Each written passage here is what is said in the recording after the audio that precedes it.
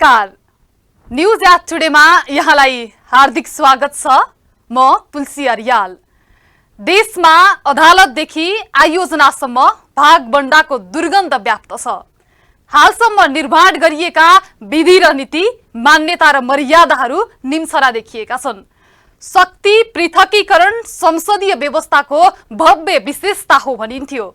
त्यो व्यवस्थालाई व्यक्तिगत स्वार्थ सिद्धका लागि मात्रै प्रयोग गरिएको देखिन्छ। अब राजनीति र न्याय नीतिमा जे छ केवल निहित स्वार्थ छ, जताततै व्यथिति मात्रै देखिन्छ। आजको प्रसङ्ग कांग्रेसको शक्ति लडाईँबाट सुरुवात गरौं। कांग्रेस सदाबहार गुटवादी पार्टी हो। यहाँ सधैँ गुट र उपगुटहरूको मात्रै प्रतिस्पर्धा चलिरहेको हुन्छ। अहिलेका कांग्रेसी नेताहरू पनि पार्टीको नीति, विधि र विधानहरू बनाउनुको साटो आन्तरिक रडाको मचाउन मात्रै उद्धत छ। तर फेरि शक्तिमा देउबा नै पुग्ने सम्भावना उत्तिकै बढ्दो छ। इतर पक्षका नेता भनिनेहरू अझै पनि विभिन्न सिरामा विभाजित नै छन्। कांग्रेस अधिवेशन एक सुरले चलिरहेको छ। विचारको बहस देखिँदैन। पुनः दोहोरिने मौका कुरिबसेका सभापति शेरबहादुर देउबा र वरिष्ठ नेता रामचन्द्र पौडेल मध्ये कसले बाजी मार्ने केवल व्यक्ति केन्द्रित बहस छ यता पनि। भर्खरै सकिएको एमाले महाधिवेशन जसरी नै मत बढाउने र कार्यकर्ता रिजाउने प्रतिस्पर्धा मात्र प्रमुख बनाइएको छ। तर विचारको हिसाबले बहस भने कुनै तारतम्य देखिँदैन। समग्रमा हेर्दा यसपटक पनि देउबा नै फर्किने सङ्केत देखिएको छ अहिलेसम्म। तर राजनीतिक विश्लेषकहरू भने देउबा दोहोरिनु भनेको कांग्रेसका लागि पुनः दुर्भाग्यलाई निम्त्याउनु सर भएको तर्क गर्छन्। आज कांग्रेसको 9 जना सभापतिमा उठ्दैछन्। एकजना मैले एउटा कल्याण गुरुङ देखेँ, अर्को चाहिँ विमलेन्द्र दिदी देखेँ, होइन नाम। त किन कांग्रेसभित्र चाहिँ यो इनबिल्ट भएर चाहिँ यी सबै चाहिँ होइन जो चाहिँ एउटा नेपालको चाहिँ विकासको प्रक्रियामा लिडरसिपमा आएर बस्नु पर्थ्यो, किन आज देखिरहेका छैनन्? किन थारू नेतृत्व देखिरहेको छैन? किन जनजाति छैन? त यो कुरो त कसले सोच्ने? यो कुरो अगर यो मुलुकको अखण्डता र सार्वभौम सत्तालाई अछुलो राख्ने हो भने राजनीतिक नेताले सोच्ने हो। त अब दुर्भाग्यले अहिले राजनीतिक नेता नेतृत्वहरूको त्यो लेभलको उचाइ छैन, जहाँ गएर चाहिँ मुलुकलाई कसरी एकत्रित राख्ने, कसरी डेभलपमेन्टको प्रक्रियामा सबै जात जाति धर्म लिङ्गलाई चाहिँ समावेश गरेर अगाडि बढाउने। यस्ता उदाहरण संसारमा थुप्रै ठाउँमा छन्, होइन? छिमेकमा सिङ्गापुरमा छ, चाइनामा छ।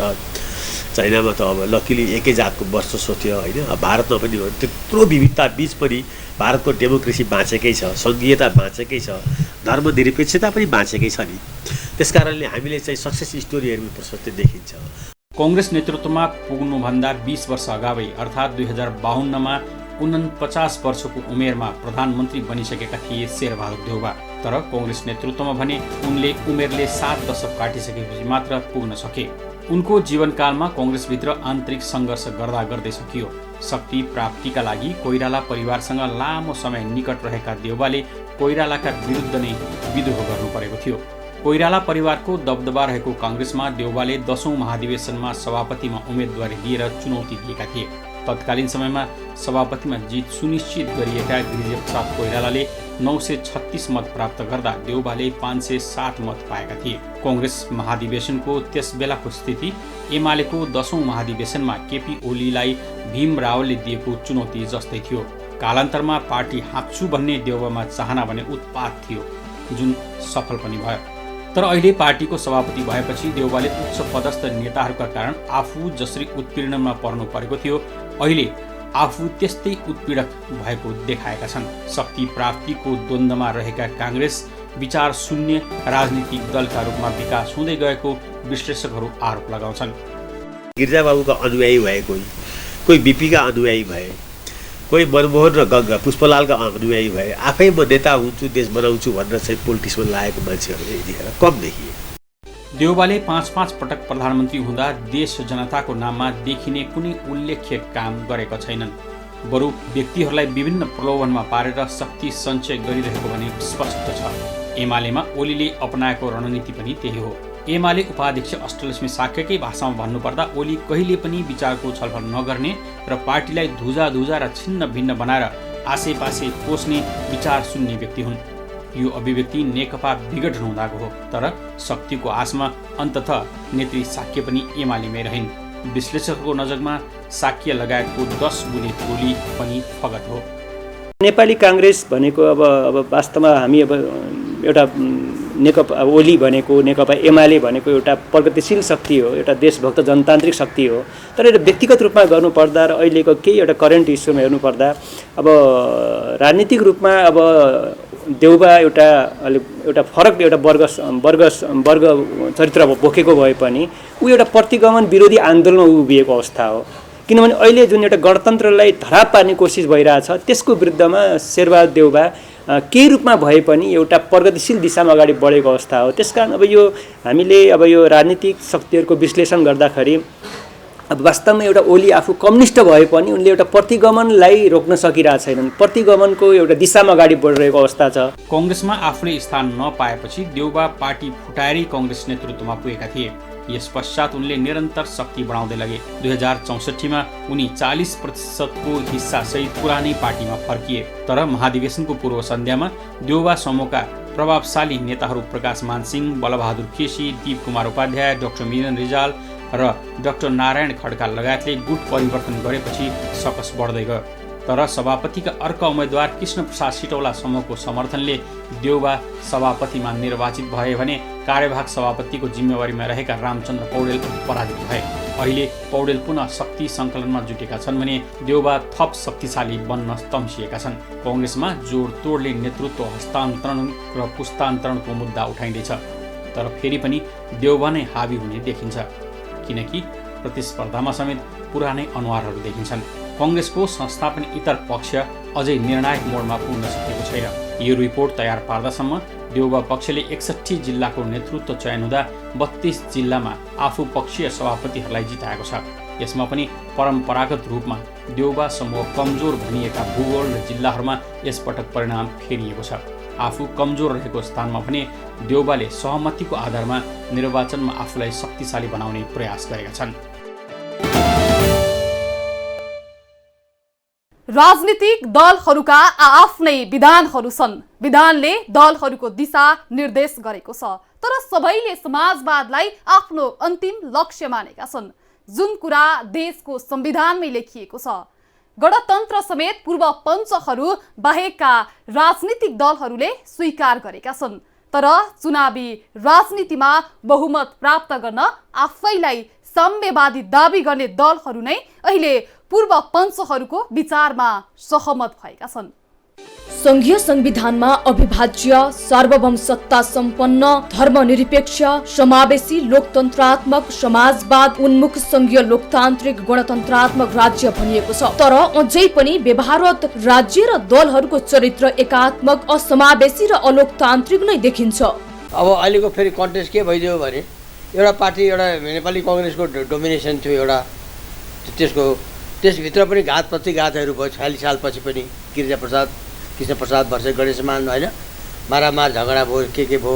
पार्टी नै फुटेपछि शेरबहादुर देउबा पार्टी नै फुटाएर गए, फेरि आए होइन। यस्तो यो त्यसभित्र पनि त्यति बेला कङ्ग्रेसले पनि संस्थागत बनाउँ मिलेर जाउँ भन्नेतिर लागेनन्, झगडामा लागे।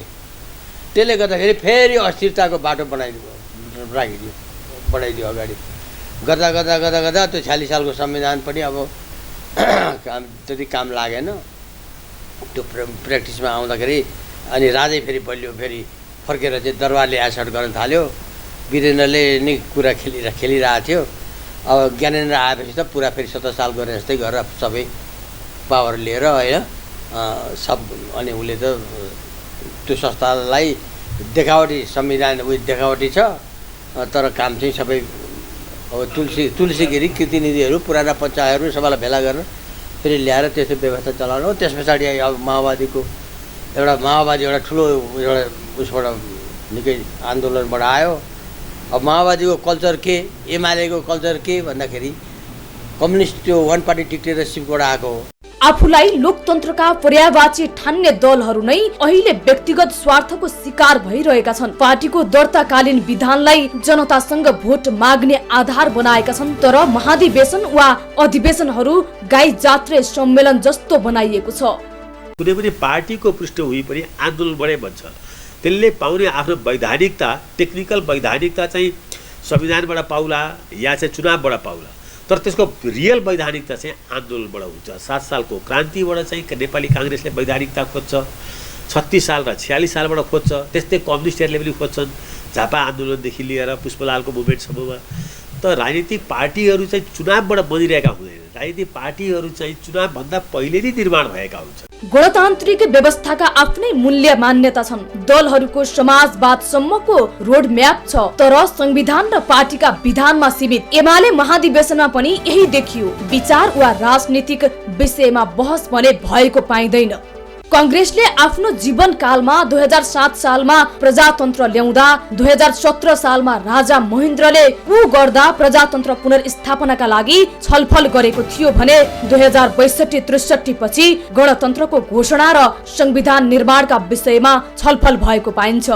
हाल आउँदा कांग्रेस भित्रकै एक तबका आफ्नै नीति विरुद्ध गएको पाइन्छ। कांग्रेसको इतर समूह शशाङ्क समूह कांग्रेसले नै उठाएको हिन्दू राष्ट्रको माग गरेर इमोसन लुट्न खोजेको विश्लेषकहरूको तर्क छ।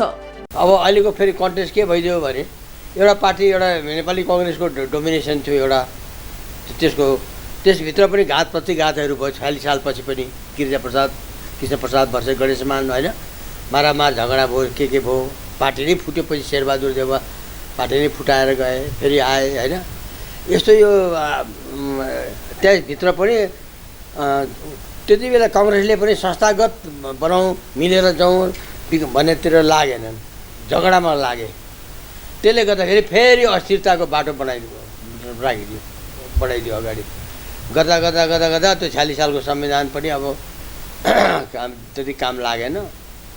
त्यो प्र्याक्टिसमा आउँदाखेरि अनि राजै फेरि बलियो, फेरि फर्केर चाहिँ दरबारले एसर्ट गर्न थाल्यो। वीरेन्द्रले नै कुरा खेलिरहेको थियो। अब ज्ञानेन्द्र आएपछि त पुरा फेरि 17 साल गरे जस्तै गरेर सबै पावर लिएर होइन सब, अनि उसले त त्यो संस्थालाई देखावटी संविधान देखावटी छ, तर काम चाहिँ सबै अब तुलसी गिरी कृतिनिधिहरू पुराना पञ्चायतहरू सबैलाई भेला गरेर फेरि ल्याएर त्यस्तो व्यवस्था चलाउनु हो। त्यस पछाडि अब माओवादी एउटा ठुलो एउटा उसबाट निकै आन्दोलनबाट आयो। अब माओवादीको कल्चर के, एमालेको कल्चर के भन्दाखेरि कम्युनिस्ट त्यो वान पार्टी डिक्टेटरसिपबाट आएको हो। कम्युनिस्ट आन्दोलनमा विचार र देशको दिशा निर्देशिका बारेमा माओवादीले एक पटक र एमालेले आफ्नो जीवनकालमा 3 पटक मात्रै छलफल गरेको देखिन्छ। पहिलो पटक एमालेले 2046 को जनआन्दोलनको क्रममा लोकतन्त्र पुनर्स्थापनाका क्रममा गरेको थियो भने 2049 मा आफूलाई लोकतान्त्रिक पार्टीको रूपमा मदन भण्डारीको एजेन्डा अनुसार जबस पारित गर्दा छलफल गरेको थियो। अन्तिम पटक 2062-63 मा गणतन्त्र स्थापनाका लागि थालिएको आन्दोलन सघाउने प्रसंगमा एमालेले आन्तरिक छलफल गरेको थियो। यद्यपि एमालेका महाधिवेशनहरूमा वैचारिक बहसहरू भने कमै मात्रामा भएको पाइन्छ। अब अहिलेको फेरि कन्टेस्ट के भइदियो भने एउटा पार्टी एउटा नेपाली कांग्रेसको डोमिनेसन थियो एउटा, त्यसभित्र पनि घात प्रतिघातहरू भयो। 46 सालपछि पनि कृष्ण प्रसाद वर्षे गणेशमान होइन, मारामार झगडा भयो, के भयो, पार्टी नै फुटेपछि शेरबहादुर देउवा पार्टी नै फुटाएर गए, फेरि आए होइन। यस्तो यो त्यसभित्र पनि त्यति बेला कांग्रेसले पनि संस्थागत बनाउँ, मिलेर जाउँ भन्नेतिर लागेनन्, झगडामा लागे। त्यसले गर्दाखेरि फेरि अस्थिरताको बाटो बढाइदियो अगाडि गर्दा गर्दा गर्दा गर्दा त्यो 46 सालको संविधान पनि अब त्यति काम लागेन। त्यो प्र्याक्टिसमा आउँदाखेरि अनि राजै फेरि बलियो, फेरि फर्केर चाहिँ दरबारले एसर्ट गर्न थाल्यो। वीरेन्द्रले नै कुरा खेलिरहेको थियो। अब ज्ञानेन्द्र आएपछि त पुरा फेरि 17 साल गरे जस्तै गरेर सबै पावर लिएर होइन सब, अनि उसले त त्यो संस्थालाई देखावटी संविधान देखावटी छ, तर काम चाहिँ सबै अब तुलसी गिरी कृतिनिधिहरू पुराना पञ्चायतहरू सबैलाई भेला गरेर फेरि ल्याएर त्यस्तो व्यवस्था चलाउनु हो। त्यस पछाडि अब माओवादी एउटा ठुलो एउटा उसबाट निकै आन्दोलनबाट आयो। अब माओवादीको कल्चर के, एमालेको कल्चर के भन्दाखेरि कम्युनिस्ट त्यो वान पार्टी डिक्टेटरसिपबाट आएको हो। चुनौती धर्मनिरपेक्षतामा पनि छ, समावेशितामा पनि छ, तर चुनौती छ भनेर लिडरहरूले चाहिँ भाग्ने होइन, त्यो चुनौतीलाई स्वीकारेर यो मुलुकलाई चाहिँ एउटा चाहिँ अखण्ड चाहिँ मुलुक सधैँभरि राख्नको लागि अब मान्छे मान्दैन। अब मान्छे चाहिँ हिजोको जस्तो अब राजाको चाहिँ देश यो होइन, भक्तपुरको राजा र काठमाडौँको राजाको बिचमा लडाइँ भयो। अनि अब त लडाइँ चाहिँ सधैँभरि अब के हुन्छ भने जनताको र शासकको बिचको हुन्छ। अगर जनता उठ्यो भने शासकहरू परिवर्तन हुन्छ। त्यस कारणले यो पहिला आजभन्दा चाहिँ 100 वर्ष अगाडिको जस्तो जनताको र चाहिँ राजाको बिचको लडाइँ या शासक र प्रशासक एक ठाउँ उभिने अनि जनता चाहिँ हेपिने त्यो खालको समाज अब छैन। अहिले दलहरू पूर्व पञ्चहरूकै एजेन्डामा उभिएका छन्। हरेक दलले आफूलाई हिन्दूवादी बनाउने प्रतिस्पर्धा गरिरहेका छन्, जसमा एमाले र कांग्रेस अग्रस्थानमा देखिँदा माओवादीमा समेत यसको छाया देखिन्छ। यता आफूलाई नौलो र फरक शक्तिको रूपमा दावी गर्दै आएको माधव नेपाल नेतृत्वको नेकपा एकीकृत समाजवादी पनि हिन्दुत्वको गुणगान गरेरै पार्टीलाई प्रतिस्पर्धा बनाउने आकांक्षामा देखिन्छ, जुन दृश्य केही समय पहिले अध्यक्ष नेपालको सुदूरपश्चिम भ्रमणका क्रममा सर्लङ्गै देखियो। यहाँ पनि विचारको ठूलै समस्या देखिन्छ। राजनीतिक दलहरूले विचार सिद्धान्तका बहस छाडिसके।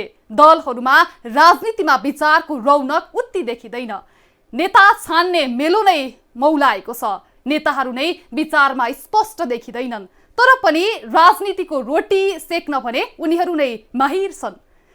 त्यसैका लागि दलको सत्तामा होस् वा देशको सत्तामा पुग्न नेता लालाई देखिन्छन्। जनता ताली पड्काउन मात्रै व्यस्त। 2062-63 को दोस्रो जनआन्दोलनकाल र त्यसपछिका संविधान निर्माण तथा गणतन्त्र स्थापना कालमा राजनीतिक दलहरूको एजेन्डा थियो धर्मनिरपेक्षता, संघीयता, संविधान निर्माण र समानुपातिक समावेशिता। आफ्नो एजेन्डाबाट स्खलित हुँदै दलहरू भोटको राजनीति मात्रै गर्न थालेका छन्, किनकि अचेल राजनीतिक दलहरू राजनीति गर्दैनन्। ती गुटबन्दी गर्छन्, जालजेल गर्छन्, षड्यन्त्र गर्छन् र कुटिल कर्म गर्न थालेका छन्। एघार नेपाली कांग्रेस जस्तो लिबरल डेमोक्रेसी पार्टी पनि आफूलाई बलियो बनाउन सकेन। इन्स्टिट्युसन संस्थागत गर्दै लाने प्रक्रियामा अगाडि बढेर झगडामा लाग्यो। आन्तरिक झगडामा पदको लागि, कुर्सीको लागि मारामार भयो। त्यो संस्कार बिर्सियो। अर्कोतिर चाहिँ अब अर्को मेन फोर्स वैकल्पिक शक्ति आयो, लेफ्ट। आफूलाई लेफ्ट भन्ने हो। लेफ्ट कोही पनि लेफ्ट पनि छैन, कम्युनिस्ट पनि छैन। ब्रान्ड चाहिँ छ, ओरिएन्टेसन चाहिँ उतातिर अब छ। अहिले पनि सी जिनपिङको विचारधारालाई चाहिँ अगाडि बढाउने भनेर चाहिँ यिनीहरूको देखिहाल्नु भने पोहोर होइन। त्यो पार्टीले नै त्यो गरेर चाहिँ गरेर जाने गर्ने थिङ्किङ एकातिर त्यो छ। हामी चाहिँ कम्युनिस्टहरूको चाहिँ आचरण यस्तो हुनुपर्छ भन्ने सारा रुझान चाहिँ जम्मै अहिले खानपान र यो अहिले विकृत राजनीतिमा भएछ। अदालतमा न्याय कर्म कम, राजनीति ज्यादा हुन थालेको छ। सर्वोच्चले नेताहरूको विचार छनौट गरिनेदेखि सत्ता भागभण्डा खोज्नेसम्मका हरकत गरेको छ। यस्तोमा संविधान सङ्कटमा छ, तर दलहरू नवअवतारी राजाका रूपमा विकसित हुँदै आएका छन्। उनीहरूले राजनीतिक एजेन्डालाई त थाती नै राखेको देखिन्छ। 36 साल 46 सालमा पनि काङ्ग्रेस त्यसको नेतृत्वदायी भूमिकामा थियो, तर अस्ति 62-63 को आन्दोलनको पृष्ठभूमिमा त झिल्को दिने काम माओवादीले गरेको थियो होइन। मधेसवादीहरूले संहिताको लागि गरेका थिए। त्यसकारणले यी सबै कुराहरूलाई चाहिँ बुझेर नेपालको यहाँसम्मको राजनीतिक उतार चढाव र इतिहास चाहिँ धेरै आन्दोलित छ, धेरै उतार चढावको छ, स्थिरता छैन। तर पनि के छ भनेर भन्दाखेरि चाहिँ हरेक अस्थिरतापछि एउटा संविधान जारी भएको छ र त्यसले फेरि चाहिँ पिपुलमा गइहालेको छ चुनाव गर्नलाई। त यो नेपालको एउटा सुन्दर पक्ष हो। अझै आफूलाई कम्युनिस्ट दाबी गरिरहेको नेकपा एमाले संघीयता र धर्मनिरपेक्षता लगायत संविधानका मूल मुद्दालाई नै त्याग्नु पर्ने बताउँदै आएको छ। पार्टी अध्यक्ष केपी ओली त झन् रामबादको यात्रामा छन्। राजनीतिक विश्लेषक डाक्टर मीना पौड्यालको भाषामा भन्नुपर्दा ओली कर्तव्य विमुख र विचार सुन्ने भिड उराल्न उद्दलित छन्। एमालेको यो प्रवृत्तिले अलिकता गिजोल्ने काम चाहिँ गरिरहेछ, गिजोल्छ केही समय अझै यदि सुधारिएन भने। तर यो गिजोलिएको प्रवृत्तिलाई, गिजोलिएको वातावरणलाई सुधार्ने काम चाहिँ अरू पार्टीहरूको हो जस्तो लाग्छ मलाई। त्यसले गर्दा अरू पार्टीहरूबाट आश गर्न सकिन्छ। गुट र ओली प्रवृत्ति पराजित नभएसम्म एमाले सुध्रिएला र हिजोको जस्तो एउटा क्रान्तिकारी अथवा प्रगतिशील शक्ति बन्ला भन्नेमा चाहिँ मलाई चाहिँ शङ्का छ। 2036 मा काङ्ग्रेसका संस्थापक नेता बीपी कोइरालाले नेपाललाई धर्मनिरपेक्ष राष्ट्र बनाउनु पर्छ भनेका थिए। तर बीपीकै विचार बोकेको भनिएको पार्टीमा अहिले हिन्दू महासङ्घ नै गठन गरेर हिन्दू राष्ट्रको मुद्दा स्थापित गराउन लागि परेको छ।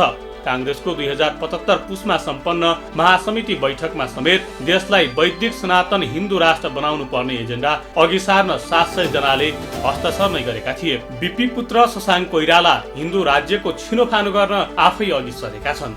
व्यक्तिवाद हावी भइदियो, जो जहाँ पुग्छ त्यो कुरा मान्नुपर्ने, अनि इन्स्टिट्युसनले मान्दैन भने सबैले चाहिँ संसदलाई बाइपास गर्ने भयो प्रवृत्ति, जुनसुकै पार्टीको पनि।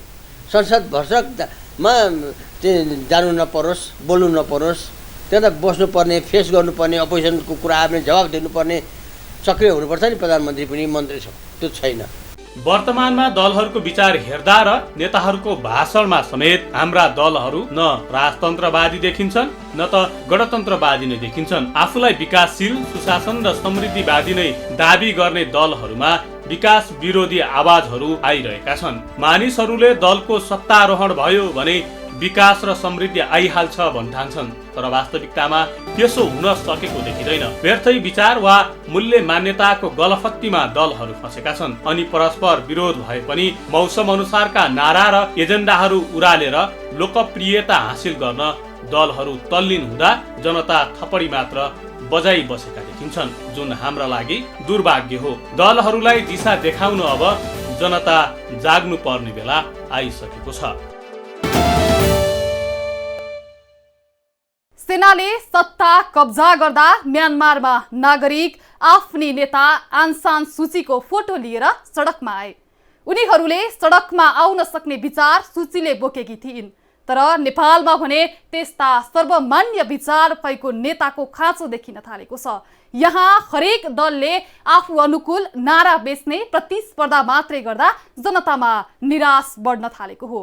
सबै आफ्नै डम्फु बजाउन व्यस्त देखिन्छन्। कांग्रेसले आफ्नो झण्डामा भएका 4 तारालाई 4 आधारभूत स्वतन्त्रतासँग जोडेको छ। ती आधारभूत स्वतन्त्रताले मानव अधिकारलाई सर्वोच्च स्थानमा राख्छन् भन्ने कांग्रेसी मान्यता छ र तिनै मान्यताका कारण भ्रष्टाचार र कुशासनका अनेक मुद्दामा आरोपित हुँदा पनि पटक पटक जनताले कांग्रेसलाई सम्मानित स्थान दिएका छन्। तर जनतालाई त्यो झण्डाले कहिल्यै अपन्नत्व दिएको देखिँदैन। जनता सधैँ अभाव र भोकमारीको सामना गरिरहेका छन्। गत निर्वाचन एमाले अध्यक्ष केपी ओली र कांग्रेस सभापति शेरबहादुर देउवाको बीचको प्रतिस्पर्धा थियो, तर ओली डडेलधुरामा देउवासँग वा देउवा ओलीसँग झापामा प्रतिस्पर्धामा थिएनन्।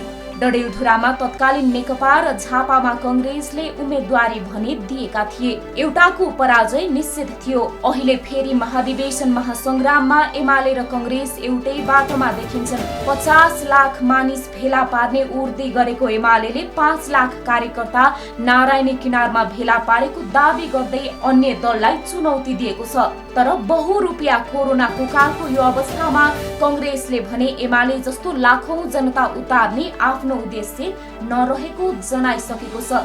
स्वास्थ्य समितिका संयोजक मोहन बहादुर बस्नेत हुनुहुन्छ। उहाँले हिजोको बैठकमा पेश गर्दै गर्दा पनि ओमिक्रोन जी आइसक्यो, त्यसको बढ्दो खतरा पूर्ववत त तपाईको कोरोनाको छँदै थियो, त्यसलाई दृष्टिगत गरेर चाहिँ तपाईको सेनिटाइजरहरूको व्यवस्थापन, मास्कलाई अनिवार्य गर्ने व्यवस्था, फिल्डमै तपाईको चाहिँ एन्टिजेन चेक गर्ने व्यवस्था, अन्य सुरक्षाका लागि, स्वास्थ्यका लागि, अन्य प्रकारका रोगहरूको सन्दर्भमा पनि हेल्थ डेस्क, यी सबै कुराहरूको व्यवस्थापन गरिएको छ। नेपाली कांग्रेस पार्टीको यो अधिवेशनमा निर्वाचनको सन्दर्भमा तपाईले भनेको सन्दर्भमा चाहिँ यद्यपि हामीले हिजोको बैठकमा सूचना सञ्चार तथा प्रसार विभागले पहिले नै निर्माण गरेर तयारी गरेको डिजिटल भोटिङको विषय पनि प्रवेश गराएका छौँ। यद्यपि त्यसको लागि अब समय कम भयो, त्यसको डेमोन्स्ट्रेसन गर्ने, त्यसको विश्वसनीयता परीक्षण गर्ने, त्यसको विषयलाई समय कम भयो।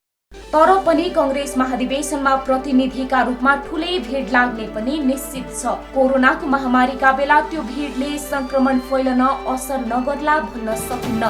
जसरी गत चुनावमा प्रधानमन्त्री बन्नका लागि ओली देउवा टसल थियो, उसै गरी महाधिवेशनमा पनि कसले भव्य पार्ने भन्नेमा दुवैको टसल छ। भिड उतारेर एमालेले गरेको भव्यतालाई कसरी सभ्य बनाएर भव्य बनाउने भन्ने कांग्रेसको चाहना देखिन्छ। तर महाधिवेशन महाधिवेशनमा आएका भिड सभ्य रहिरहलान् कसरी भन्ने कांग्रेसले भनेको छ। हामी लोकतन्त्रको अभ्यास गरेर महाधिवेशन भव्य बनाउँछौं। एमालेमा पार्टी अध्यक्षको खल्तीबाट पदाधिकारी र केन्द्रीय सदस्य चुनिएका प्रति यो कांग्रेसको कटाक्ष हो। 46 सालको परिवर्तन पछाडि नेपाली कांग्रेस पार्टी या अन्य राजनीतिक दल जसले हामीले महाधिवेशनहरू आयोजना गर्यौं, ती प्रत्येक महाधिवेशनहरूमा चाहिँ नीतिको विषयमा छलफल हुँदै नभएको होइन, छलफलहरू चाहिँ हुने, तर नीतिको विषयमा छलफल हुँदै गरेको विषयभन्दा अलिकति प्रधान विषय चाहिँ नेतृत्व चयनमा केन्द्रित हुने रहिआयो।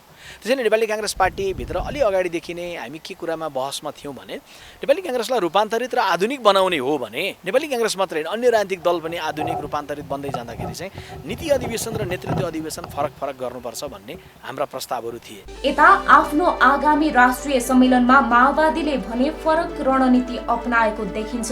उसले आफ्नो राष्ट्रिय सम्मेलनका लागि प्रतिनिधि करिब 1500 जनालाई सहभागी गराउने जनाएको छ। आगामी पुस 11 देखि 13 गतेसम्म सम्मेलन गर्ने योजना बनाएको माओवादी केन्द्रले प्रत्येक प्रदेशबाट 30 जनाको दरले प्रतिनिधि छनौट गर्नेछ। त्यस्तै 1500 संगठित सदस्य बराबर 1 जना प्रतिनिधि चयन हुनेछन्। माओवादी अध्यक्ष पुष्पकमल दाहाल प्रचण्डले जारी गरेको आन्तरिक परिपत्र अनुसार प्रत्येक प्रदेशले कम्तीमा 1 जना घाइते र अपाङ्गता भएकालाई प्रतिनिधि चयन गर्नुपर्नेछ।